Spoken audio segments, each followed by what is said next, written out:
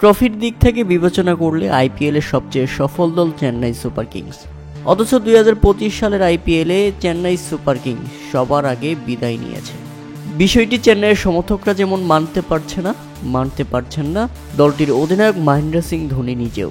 হ্যাঁ দর্শক, আজকে পাঞ্জাব কিংসের বিপক্ষে 4 উইকেটের ব্যবধানে হেরে 2025 আইপিএল থেকে ছিটকে পড়েছে তারা।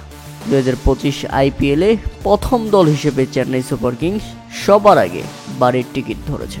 চেন্নাইকে নকআউট করে দিয়ে পাঞ্জাব কিংসের দুর্দান্ত জয়। উল্লেখ্য, প্রথমে ব্যাটিং করতে নেমে নির্ধারিত 20 ওভারও ব্যাটিং করতে পারেনি চেন্নাই সুপার কিংস। 190 রানের মধ্যেই অল আউট হয়ে যায় তারা। দলের হয়ে সর্বোচ্চ সাম কারান খেলেন 47 বলে 88 রানের দারুণ এক ইনিংস। আর্যভাবে ব্যাটিং করতে নেমে দারুণ শুরু করেন প্রভ সিমরান সিং। 36 বলে 54 রান আসে এই ওপেনারের ব্যাট থেকে এবং দলকে জয়ের বন্দরে পৌঁছে দিয়ে এই মাঠ ছাড়েন শ্রেয়াস আয়ার। অধিনায়ক খেলেন 41 বলে 72 রানের দারুণ ইনিংস। তাতে চেন্নাই সুপার কিংস এবারের আইপিএলে সবার আগে নকআউট।